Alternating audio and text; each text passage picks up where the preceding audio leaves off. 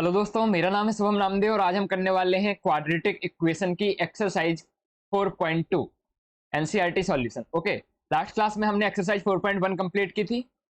उम्मीद है आप लोगों ने सब कर ली होगी। अब आज हम क्या करेंगे 4.2। तो चलो स्टार्ट करते हैं।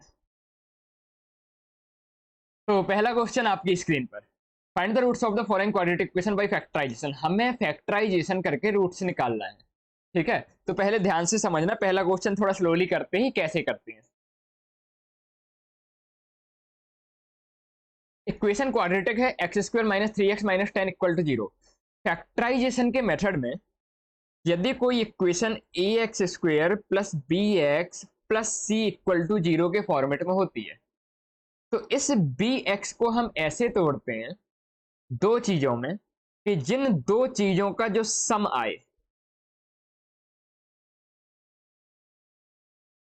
बी के बराबर आए और उन दो चीजों का जो प्रोडक्ट आए ये ए इंटू सी के बराबर आए। ठीक है, जो b है इसको दो नंबर्स में तोड़ते हैं, उनका सम आना चाहिए b के बराबर और प्रोडक्ट आना चाहिए a इंटू सी के बराबर। अब चलो देखते हैं करते कैसे हैं। यदि मैं इस क्वेश्चन की बात करूं x square minus 3x minus 10, तो मुझे ऐसे दो नंबर्स चाहिए जिसका सम किसके बराबर आए b के बराबर, और यहां पर b कितना है -3 है। और ऐसे दो नंबर चाहिए जिनका मल्टीप्लाई कितना आना चाहिए a इंटू सी के बराबर। a इंटू सी कितना है, a है 1 और c है -10, तो मतलब -10 के बराबर आना चाहिए। ठीक, मतलब मुझे ऐसे दो नंबर चाहिए जिनका सम -3 आए और प्रोडक्ट -10 आए। ठीक है, अब ये चीज थोड़ा खुद से इमेजिन करनी होती है कि कौन से दो नंबर लेंगे हम। हिट एंड ट्रायल टाइप लगाना होता है कि कौन से दो नंबर लें हम, तो उसका सम -3 आएगा और उसका प्रोडक्ट -10 आएगा।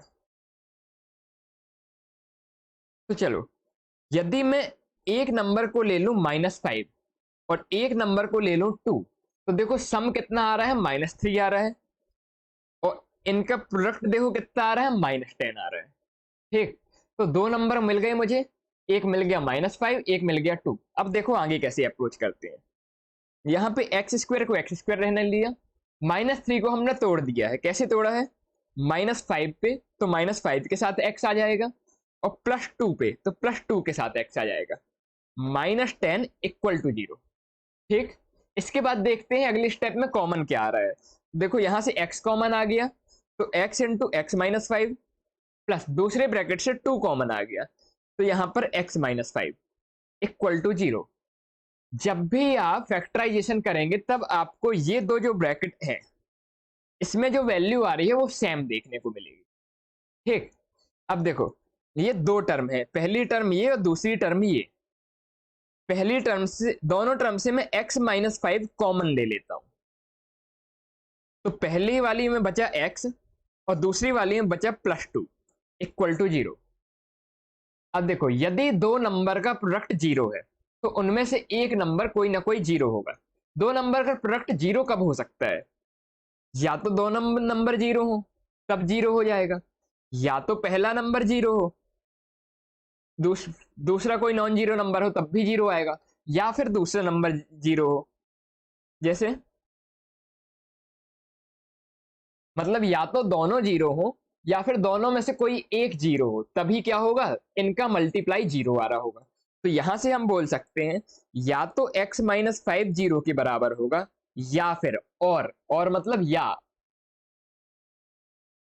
x +2 0 के बराबर होगा। तो यहां से हमें मिल जाएगा x की वैल्यू 5 और यहां से x की वैल्यू हमें मिल जाएगी -2। ठीक है, ऐसे हम फैक्टराइजेशन करते हैं। थोड़ा थोड़ा समझ में आया, पूरी चैप्टर में यही करना है हमें, धीरे धीरे धीरे धीरे प्रैक्टिस करेंगे बनने लगेगा। ठीक, चलो नेक्स्ट क्वेश्चन देखते हैं। हाँ, तो क्वाड्रेटिक इक्वेशन को फैक्टराइजेशन से सॉल्व करना है। तो मैंने क्या बोला आपको, आपको ऐसे दो नंबर ढूंढना है जिसका सम b के बराबर आए, b है यहाँ पर 1, और उनका जो मल्टीप्लाई आए वो किसके बराबर आए, a इंटू सी के बराबर। a इंटू सी क्या है यहाँ पे, 2 इंटू -6 मतलब -12। तो देखो ऐसे दो नंबर ढूंढो जिसका सम 1 के बराबर आता हो, मल्टीप्लाई -12 के बराबर आता हो। तो मैंने ढूंढा, एक नंबर हो गया 4 और दूसरा नंबर हो गया -3। देखो इन दोनों का सम करेंगे हम यदि तो 1 के बराबर आएगा, और इनका यदि हम प्रोडक्ट करेंगे तो किसके बराबर आएगा? -12 के बराबर। जब हमें ऐसे दो नंबर मिल जाए तो फिर हम क्या करते हैं, 2x² को वैसा ही रहने दिया, प्लस x को दो नंबर में तोड़ दिया है, तो ये आ गया प्लस का 4x और माइनस का 3x -6 = 0। फिर देखते हैं क्या है, कॉमन कुछ मिल रहा है क्या। तो देखो आगे मिल रहा है x + 2 और यहाँ से -3 कॉमन ले लिया तो x + 2। ठीक है, इसके बाद क्रॉस चेक कैसे करते हैं, ये दोनों ब्रैकेट में जो भी आ रहा होगा वो सेम होगा। जब सेम आ रहा है तो x + 2 कॉमन ले लिया जो सेम है, तो पहले आगे बचा 2x और यहाँ बचा -3 = 0। तो x की वैल्यू आ गई -2 और x की वैल्यू यहाँ से आ गई 3/2। आया क्या समझ में? आगे चलें, चलो चलते हैं। थोड़ा शॉर्टकट कर दिया क्या मैंने? एक इलेबोरेट कर देते हो, तुम बोलोगे सर एक स्टेप खा गए। इसके बाद करते हैं x + 2 = 0, यहाँ से हमें मिला x = -2, या फिर 2x - 3 = 0, यहाँ से हमें क्या मिला? x की वैल्यू 3/2। ठीक है, चले आगे। ठीक है, तीसरा फैक्टराइजेशन कैसे करते हैं, मैंने आपको मेथड बताया। ऐसे दो नंबर ढूंढो जिनका सम आए b के बराबर, b कितना है यहाँ 7, और उनका प्रोडक्ट किसके बराबर आए? a × c के बराबर, मीन्स √2 × 5√2 यानी कि 10 के बराबर। चलो ढूंढो, तुरंत मिल गया। यदि मैं यहाँ पहला नंबर 5 ले लूँ, दूसरा नंबर 2 ले लूँ, तो 5 और 2 होता है 7 और 5 × 2 होता है 10। तो ऐसे दो नंबर पे हमने 7 को तोड़ लिया। तो चलो स्टार्ट करते हैं। ये हो गया 2x², यहाँ आ गया 7x को लिख सकते हैं 5x + 2x + 5√2 = 0। यहाँ पर √2x कॉमन मिल रहा है क्या? नहीं, नहीं मिल रहा, केवल x कॉमन मिल रहा है। तो x कॉमन लिया तो यहाँ मिल गया √2x और यहाँ आया 5, और सेकंड की दो एंटिटी से क्या कॉमन मिल रहा है? √2 कॉमन मिल रहा है, तो यहाँ आ गया √2x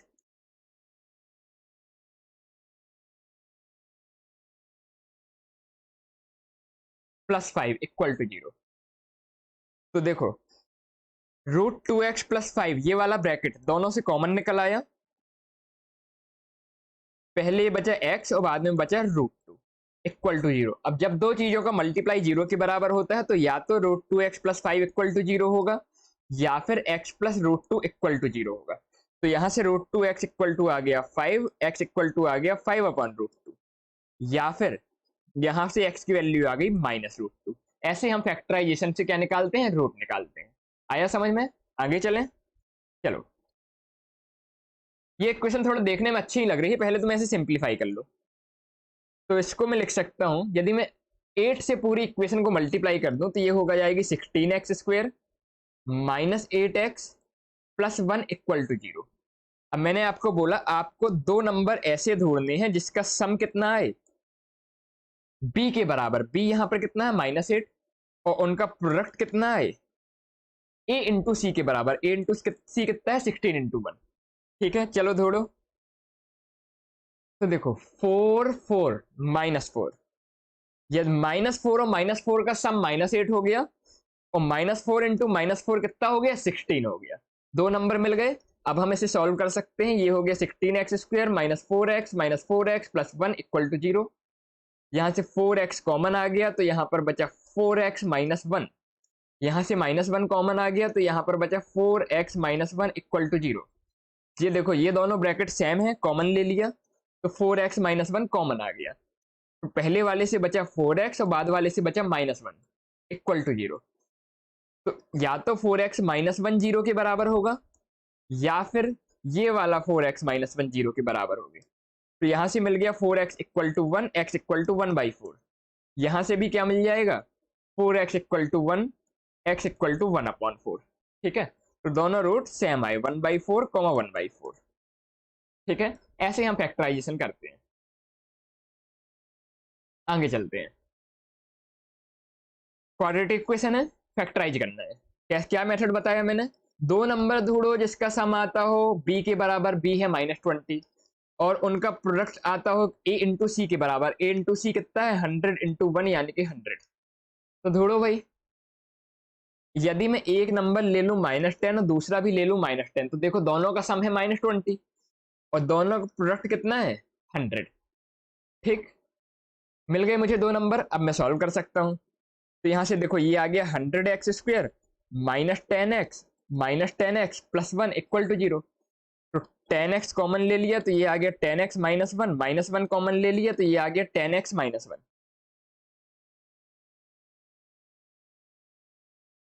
= 0।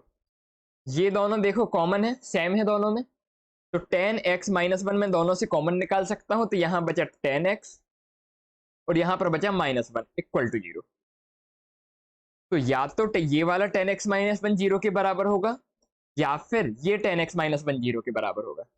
तो यहां से आ गया 10x = 1 x = 1/10। यहां से भी क्या आ गया 10x = 1 x = 1/10। ठीक है, ये हो गया हमारा फैक्टराइजेशन। आया समझ में? बहुत ही इजी है। Solve the problem given in example 1। Example 1 में जो प्रॉब्लम थी मैंने लिख दी है, इसको सॉल्व करने के लिए बोला है कि x² - 45x + 324 क्वाड्रेटिक इक्वेशन है।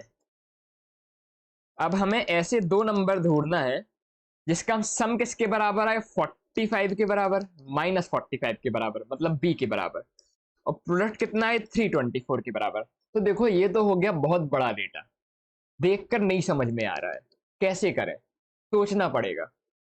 मुझे भी कोई याद थोड़ी है, मैं भी सोचूंगा। वैसे आगे वाली को एक्सरसाइज में जाके हमें क्या मिल जाएगा, क्वाड्रेटिक फॉर्मूला मिल जाएगा, उससे कुछ सोचना नहीं पड़ता, फॉर्मूले वैल्यू रखो आंसर मिल जाता है। पर जब आपको क्वेश्चन में लिख दे कि फैक्टराइजेशन से करना है तो आपको सोचना ही पड़ेगा, कोई और ऑप्शन नहीं है। तो देखो सोचने के लिए अपन कुछ कुछ कर सकते हैं। 324 कैसे सोचते हैं मैं अप्रोच बता रहा। 324 के मैं कर लेता हूँ फैक्टर। तो ये देखो 2 आ गया तो ये आ गया यहाँ पर 16 2, ये 2 आ गया तो ये आ गया 8 1, ये 3 आ गया तो ये आ गया 27, ये 3 आ गया तो ये आ गया 9, ये 3 आ गया तो ये आ गया 3, ये आ गया 3 आ गया तो 1। अब इसमें से किसी का कॉम्बिनेशन बना के देखो मल्टीप्लाई 324 आता है क्या। अच्छा मुझे एक चीज और पता है, एक चीज और मुझे क्या पता है कि 18 का इंटू 18 324 होता है। तो सबसे पहले मैं देख लूं 18 इंटू 18 उनका सम भी तो आना चाहिए ना 45, तो सम तो नहीं आ रहा है। और कुछ सोचता हूं, इसको मैं कर सकता हूं यहां से 2 बाहर निकाल के इस साइड देता हूं तो 13 9 और 36 इनका प्रोडक्ट 324 आ रहा है क्या? बिल्कुल आ रहा है। 36 और 9 का सम 45 आ रहा है क्या? बिल्कुल आ रहा है। तो देखो हम नंबर लिख सकते हैं, एक नंबर मिल गया मुझे -9 और दूसरा नंबर मुझे मिल गया -36। ठीक, इनका प्रोडक्ट करने पे आ रहा है 324 और इनका प्लस करने में आ रहा है -45। तो जब दो नंबर मिल गए हमें तो अब हम सॉल्व कर सकते हैं। ये हो गया x² -9x -36x + 324 = 0। कुछ कॉमन आ रहा है, x कॉमन लिया, यहाँ आ गया x -9 माइनस यहाँ पर 4x कॉमन आ रहा है तो ये आ गया 9। ओ ओ 4x कॉमन नहीं आ रहा, यहाँ पर क्या कॉमन आ रहा है -36 कॉमन आ रहा है। तो ये बचा x -9 = 0। अब देखो दोनों में ये क्वांटिटी सेम आई x -9, तो इसको हम कॉमन निकाल सकते हैं। x -9 को कॉमन निकाल लिया तो ये हो गया x -36 = 0। तो ये हो गया x = 9। अरे डायरेक्ट नहीं लिखता हूं, तुम बोलोगे डायरेक्ट कर दिया। x -9 = 0 होगा या फिर x -36 = 0 होगा। तो यहां से मिल जाएगा x = 9 और यहां से मिल जाएगा x = 36। आया क्या समझ में? आगे चलें। Next question, x² - 56x = 0, 56x + 750 = 0। क्या करना होता है हमें, ऐसे दो नंबर ढूंढने होते हैं जिसका सम आए b के बराबर। b कितना है -55, और उन दो नंबर का प्रोडक्ट आना चाहिए a इंटू सी के बराबर। a इंटू सी कितना है 750। चलो ढूंढते हैं। यदि मैं एक नंबर को ले लूं 30 और दूसरे नंबर को ले लूं 25, दोनों माइनस में है, ठीक, तो इनका देखो सम आ रहा है 55 -55 और इनका प्रोडक्ट आ रहा है कितना 750। तो अब हम कर सकते हैं, चलो सॉल्व करते हैं। तो ये हो गया x square minus 30x minus 25x plus 750 equal to 0। X common लिया तो यहाँ आ गया x माइनस 30, यहाँ से माइनस 25 कॉमन लिया तो ये आ गया x माइनस 30 इक्वल टू 0। अब दोनों में देखो x माइनस 30 कॉमन है, तो x माइनस 30 को कॉमन निकाला तो बचा x माइनस 25 इक्वल टू 0। तो यहाँ से x माइनस 30 इक्वल टू 0 होगा, या फिर x माइनस 25 इक्वल टू 0 होगा। क्यों? क्योंकि दो नंबर का यदि प्रोडक्ट है तो 0 है, तो दोनों में से कोई एक नंबर 0 होगा। तो यहाँ से आ गया x इक्वल टू 30 और यहाँ से आ गया x इक्वल टू 25। आया क्या समझ में? आगे चलें। चलो, ये आ गया थ्योरेटिकल क्वेश्चन। कुछ हमने 4.1 के लास्ट में देखा था थ्योरेटिकल इक्वेशन कैसे बनाते हैं, वैसे ही हमें इसमें बनानी है। चलो स्टार्ट करते हैं क्वेश्चन पढ़ना। Find two numbers whose sum is 27 and product is 182। ऐसे दो नंबर फाइंड करो जिनका सम 27 हो, प्रोडक्ट 182 हो। तो let first number is x। पहले नंबर को मैंने x मान लिया। अब देखो, यदि दो नंबर का सम 27 है, उसमें से एक x है, तो सेकंड नंबर क्या हो जाएगा हमारा? 27 माइनस x हो जाएगा। क्यों? क्योंकि देखो, दो नंबर का यदि सम 10 है, एक यदि मैं 3 मान लूं, तो दूसरा क्या हो जाएगा? 10 माइनस 3 यानी कि 7। ऐसे ही यदि दो नंबर का सम 27 है, तो एक को यदि मैंने x मान लिया, तो दूसरा हो जाएगा 27 माइनस x। तभी तो x दोनों नंबर को ऐड करने में 27 आएगा ना। ठीक है, ऐसा सोचते हैं। अब दिया है इनका प्रोडक्ट 182 है, मतलब x into 27 minus x equal to 182। ठीक, मल्टीप्लाई करते हैं तो ये आ गया 27x minus x square equal to 182, यानी कि x square minus 27x, x square minus 27x plus 180 equal to 0। ये बन गई हमें क्वाड्रेटिक इक्वेशन। अब हमें नंबर निकालना है, मतलब इसका रूट्स निकालना पड़ेगा। रूट्स निकालने के लिए हमें क्या पता है? फैक्टराइजेशन पता है। फैक्टराइजेशन करते हैं, कैसे करते हैं फैक्टराइजेशन? ऐसे दो नंबर ढूंढो, जस्ट सॉरी कॉल आ गया था। हाँ, तो कहाँ थे हम? X square minus 20x plus 180, अरे यहाँ 180 लिख दिया, ये 182 चल रहा है ना। ओके, अब फैक्टराइजेशन करना है। फैक्टराइजेशन कैसे करते हैं? दो नंबर का सम माइनस 27, दो नंबर का मल्टीप्लाई 182। ऐसे दो नंबर सोचो जिसका सम माइनस 27 आता हो, प्रोडक्ट कितना आता हो? 182। चलो सोचते हैं। 27 मीन्स मेरे को तो पहले क्या कर लेता हूँ, 182 के फैक्टर कर लेता हूँ, थोड़ा आइडिया लग जाएगा। तो 291, अब ये जा रहा है क्या किसी से?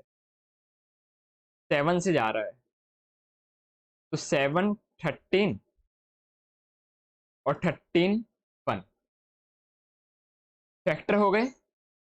14 और 13 का सम 127 है, और 14 और 13 का मल्टीप्लाई चेक करो एक बार।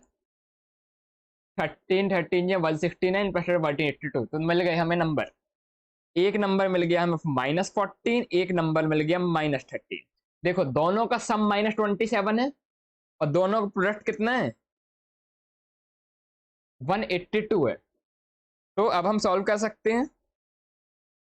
तो ये देखो, ये हो गया x square -14x minus 13x plus 182 equal to 0। X common लिया तो x माइनस 14 माइनस 13 कॉमन लिया, तो ये बचा x माइनस 14 इक्वल टू 0। दोनों वाले से x माइनस 14 कॉमन लिया, तो पहले से बच गया x और दूसरे से बच गया -13।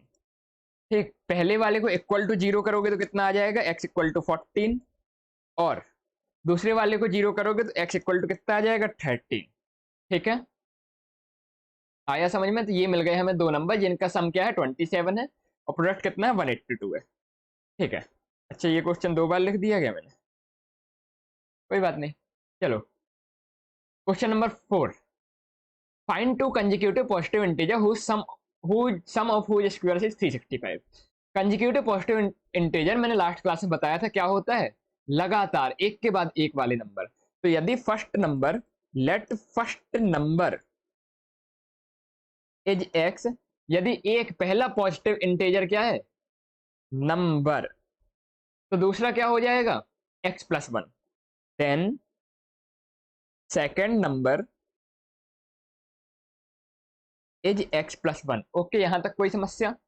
ठीक है, आगे चलें। अब क्वेश्चन ने बोला है कि इनके स्क्वायर का जो सम है वो 365 है। मतलब पहले का स्क्वायर किया एक्स स्क्वायर और दूसरे नंबर का स्क्वायर किया एक्स प्लस वन का होल स्क्वायर, दोनों स्क्वायर को जोड़ दिया, इसका सम क्वेश्चन दिया 365 है। अब नंबर निकालना है, सॉल्व करते हैं। तो ये हो गया एक्स, ये हो गया x square plus 2x plus one equal to 365। तो ये आ गया 2x square plus 2x plus one minus 365 equal to 0। तो ये आ गया 2x square plus 2x minus 364 equal to 0। इसको थोड़ा सिंप्लीफाई कर सकते हैं क्या? देखो सिंप्लीफाई करने से होता क्या है, कुछ भी कॉमन वगैरह आ रहा हो तो लेके 0 से डिवाइड कर दो, उससे इक्वेशन थोड़ा छोटी हो जाती है, सोचने में सरल पड़ता है। तो मैं 2 कॉमन ले लेता हूँ और 0 से डिवाइड कर देता हूँ, या फिर बोल दो डिवाइड होल इक्वेशन बाई 2। पूरी इक्वेशन को मैंने क्या किया, 2 से डिवाइड कर दिया। तो यहाँ आ गया x square plus x minus 182 equal to 0। अब इसके बाद क्या करना होता है, फैक्टराइजेशन करना है, तो चलो करते हैं।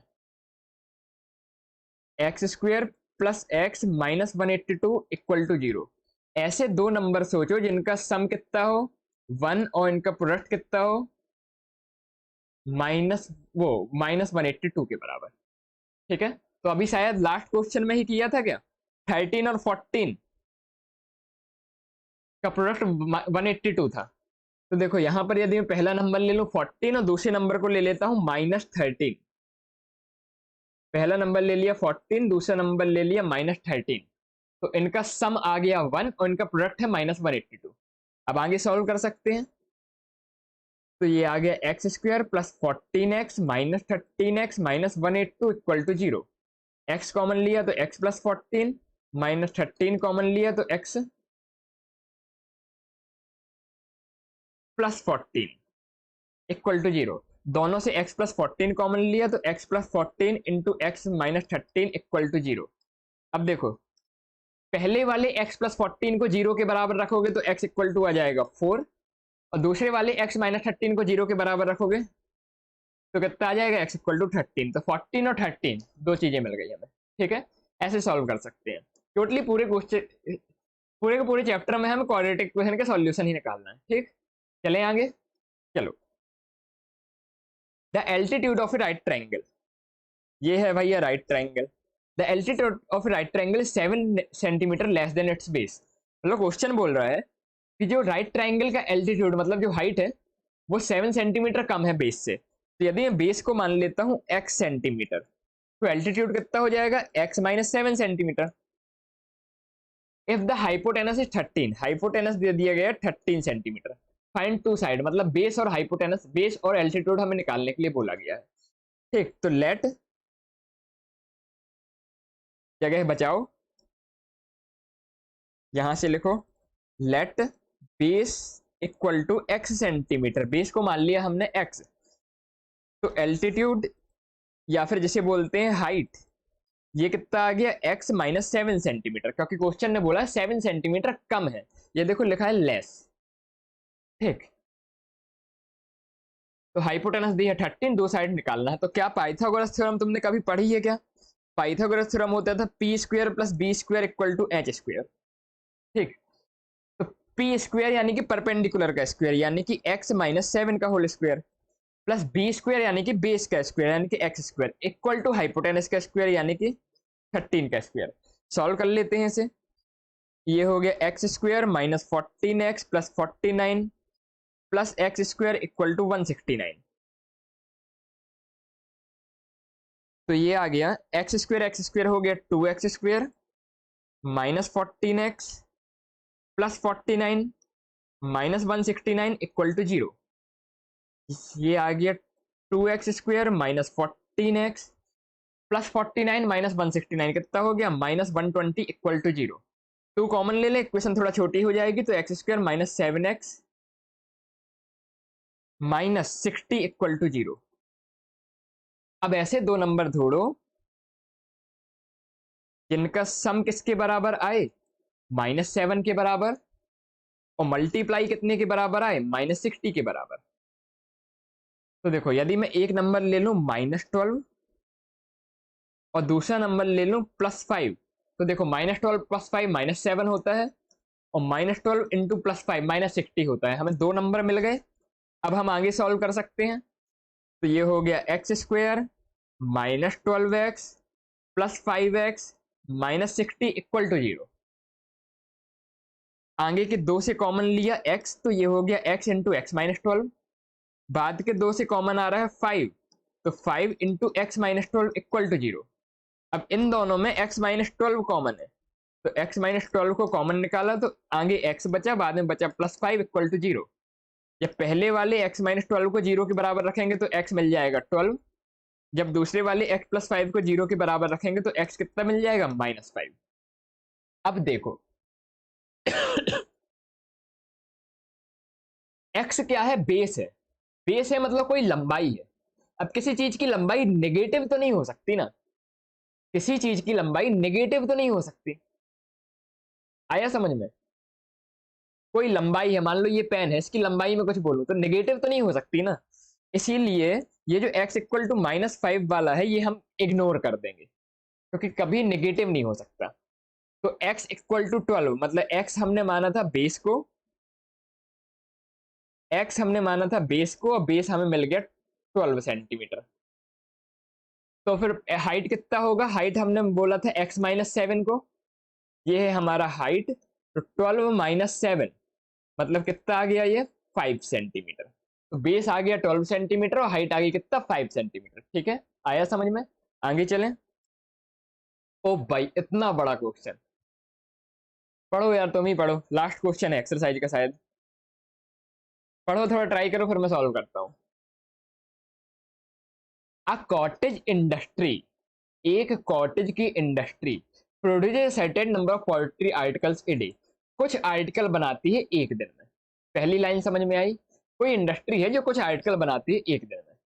It was observe that on a particular day, ये देखा गया कि किसी दिन cost of production of each particle, her article की जो कॉस्ट ऑफ प्रोडक्शन है, was 3 more than twice the number of articles produced on that day। मतलब जो कॉस्ट आती है वो जितने आर्टिकल बनाए गए उसके ट्वाइस से 3 ज्यादा है। If the total cost of production was 90, उस दिन का पूरी प्रोडक्शन कॉस्ट कितना था, 90 था। तो कितने article, find number of article produce and the cost of each article. ठीक है, तो मान लेते हैं let number of article produce equal to x. मैंने मान लिया कि उस दिन एक्स आर्टिकल बने थे। ठीक है, तो कॉस्ट बता रहा है, कॉस्ट जितने आर्टिकल बनते हैं एक दिन में उसके डबल से 3 ज्यादा है। तो हम बोल सकते हैं कॉस्ट ऑफ ईच आर्टिकल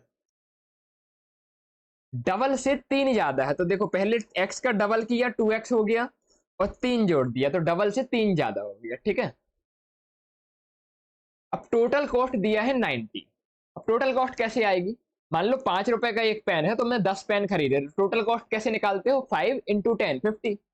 वैसे ही कितने आर्टिकल हैं, x आर्टिकल हैं, एक की कॉस्ट कितनी है, 2x प्लस 3 है, दोनों को मल्टीप्लाई करेंगे, ये है नंबर ऑफ आर्टिकल, और ये क्या है, कॉस्ट ऑफ ईच आर्टिकल। यदि कॉस्ट ऑफ ईच आर्टिकल में नंबर ऑफ आर्टिकल मल्टीप्लाई करेंगे तो टोटल कॉस्ट आ जाएगी।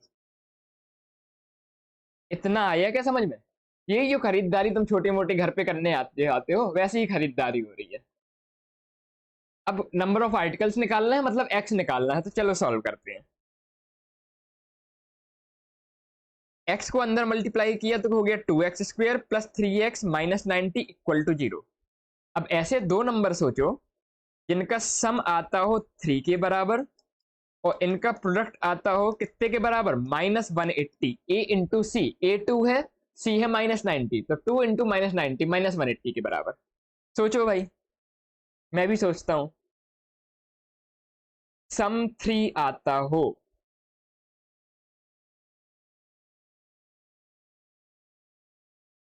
और प्रोडक्ट -180 आता हो,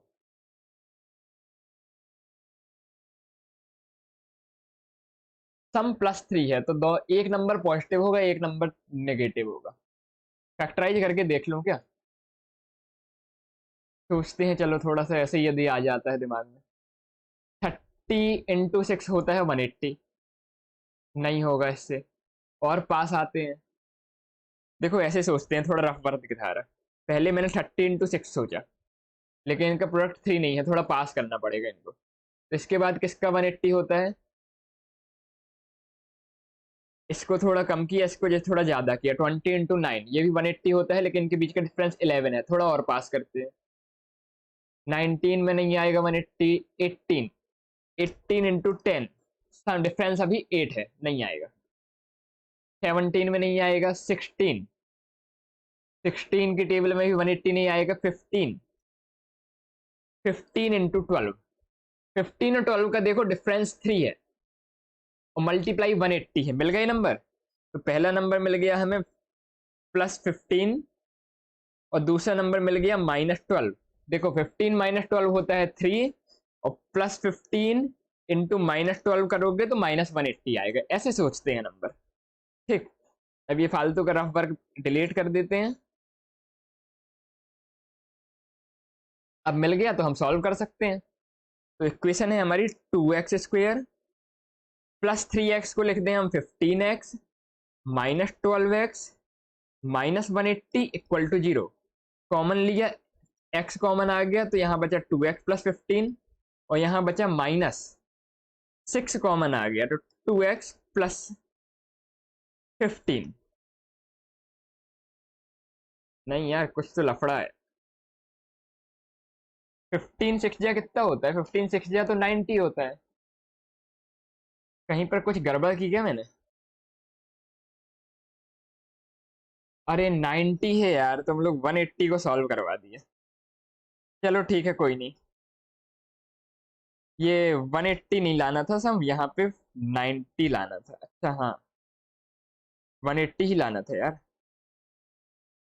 हाँ, तो यहाँ पर थोड़ा सा लिखने में गड़बड़ हो गई। चलो फिर से नेक्स्ट पेज में पूरा बता देता हूँ। यहाँ तक हमारी इक्वेशन बन गई 2x² plus 3x minus 90 equal to 0। अब 2x² प्लस 1 मिल गया था हमें 15x, 1 मिल गया था -12x माइनस 90 इक्वल टू 0। इसके बाद लेते हैं हम कॉमन, तो देखो यहाँ से कॉमन आया x, तो ये बचा 2x प्लस 15 माइनस, यहाँ से कितना कॉमन आ रहा है देखो, -6 कॉमन आ रहा है, तो 6 को 12 में डिवाइड किया तो 2x और -6 को -90 में डिवाइड करोगे तो कितना आ जाएगा, +15, 15 6 या 90 होता है। अब देखो 2x प्लस 15, 2x प्लस 15 क्या है, कॉमन है, तो 2x प्लस 15 को हमने बुला लिया बाहर, तो यहाँ पर बचा x माइनस 6 इक्वल टू 0। तो 2x प्लस 15, यहाँ से हम बोल सकते हैं या तो 2x प्लस 15 0 के बराबर होगा या फिर x माइनस 6 0 के बराबर होगा। तो यहाँ से आ गया 2x equal to -15, x equal to -15/2 और यहाँ से आ गया x इक्वल टू 6। अब देखो x क्या है, नंबर ऑफ आर्टिकल है कि एक दिन में कितने आर्टिकल बने, तो माइनस में तो नहीं बनेगा ना, प्लस में बनेगा ना, इसलिए हम माइनस वाले आंसर को क्या कर देंगे, नेग्लेक्ट कर देंगे और x इक्वल टू 6 हमारा आंसर आ जाएगा कि 6 आर्टिकल पर डे क्या होता है, बनता है। ठीक, आया समझ में? देखो चीजें पूरी वही है, हो सकता है आपको मेरी स्पीड ज्यादा लगे। क्यों? क्यों भाई? क्योंकि आपने पहले ना पढ़ा हो शायद। वहीं ये लोग भी होंगे जिनको मेरी स्पीड कम लग रही होगी, क्योंकि उन्होंने इतनी बार पढ़ चुका है, क्या सर वही वही क्वेश्चन करा रहे हो। ठीक है, तो अच्छी से पूरी थ्योरी पढ़ने के बाद एनसीईआरटी सॉल्यूशन में जब आप दिक्कत आओ तब आप इसे रेफर कर सकते हो। यदि मेरी स्पीड ज़्यादा लगती है तो कम कर लें, कम लगती है ज़्यादा कर लें, सिंपल। और यदि आपकी थ्योरी पढ़ी हुई नहीं है तो हमसे कांटेक्ट करें, हम पढ़ाएंगे, सबसे कम कॉस्ट में पढ़ाएंगे। और कॉस्ट तो थोड़ा बहुत लेना पड़ता है ना यार, हमारी भी फैमिली है, डिमांड आती है सैटरडे नाइट को, आज पार्टी में चलना है संडे को। ठीक, तो मिलते हैं नेक्स्ट एक्सरसाइज के सॉल्यूशन में। तब तक के लिए जय हिंद, जय भारत।